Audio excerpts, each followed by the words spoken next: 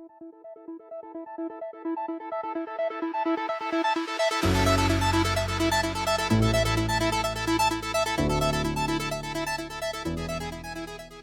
mini enthusiasts, how you doing? I hope you've all had a great week. I'm glad to be back on video. Hopefully I can get this uploaded soon.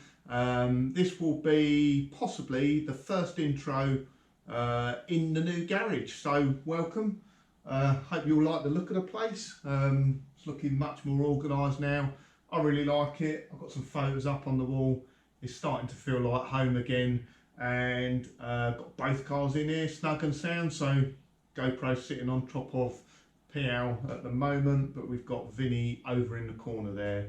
So I'll try not to waffle too much this week because it's quite a bumper episode, this one. There's quite a lot of footage we filmed. So this is an update on Project KITT. I think it's part 3 of the update. If you haven't seen parts 1 and 2, please go back and check them. They're well worth it. KITT is a bare shell rebuild for Mark's wife. It will be Night Rider themed, hence the name Project KITT. And at the moment in the build, we are basically cutting out all the rust and making a good shell. So in this week's update, we're on the near side of the car.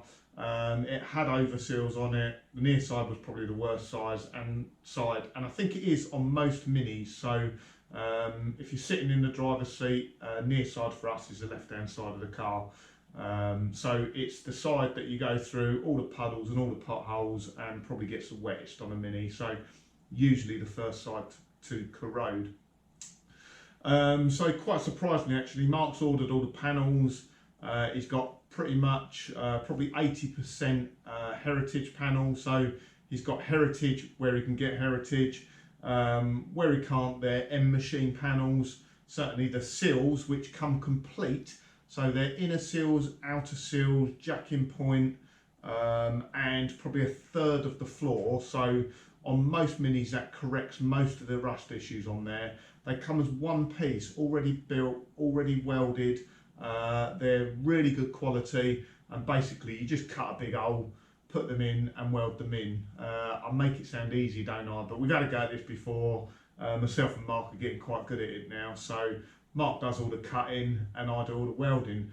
The great thing is, I can remember when we done bolt and I'd gone down and Mark had cut out the floor, and my job really was to go down there and weld it back up again. It left some big gaps there to weld up. We were probably talking 2 or 3 mil, even bigger in some places. So that was a bit of a challenge, but this time I saw it on YouTube actually, these little clips, they're like panel clips. And if you're joining 2 pieces of metal together, seam welding along them, it gives you almost like a perfect, it's about a 1 mil gap. It's probably slightly smaller than a mil actually, but it gives you a perfect gap all the way along the panel.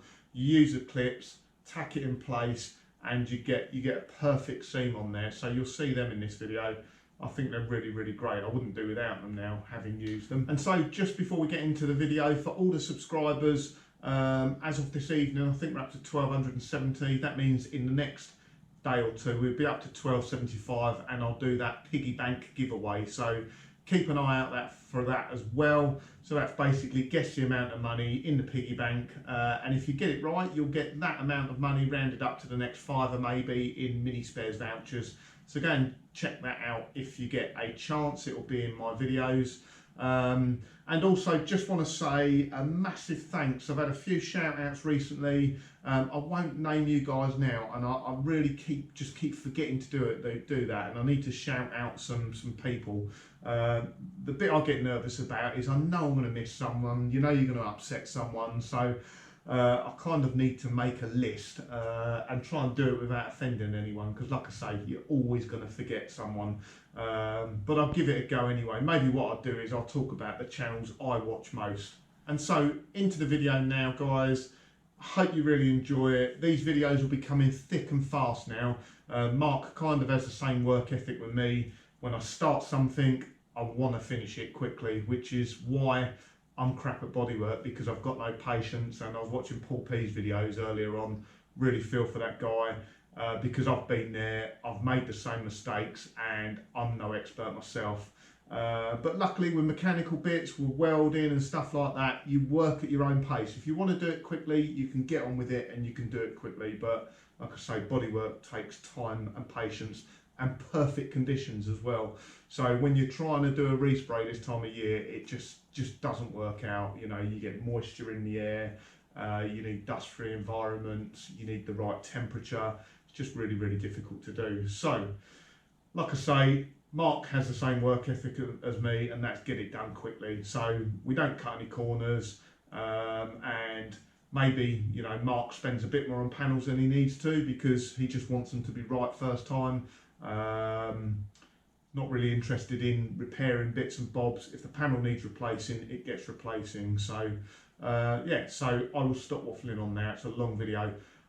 Hope you enjoyed the video, guys. Leave a comment in the description down below if you want to know anything. And like I say, watch out for the next one because they're coming thick and fast. So thanks, guys. Cheers for tuning in. Bye.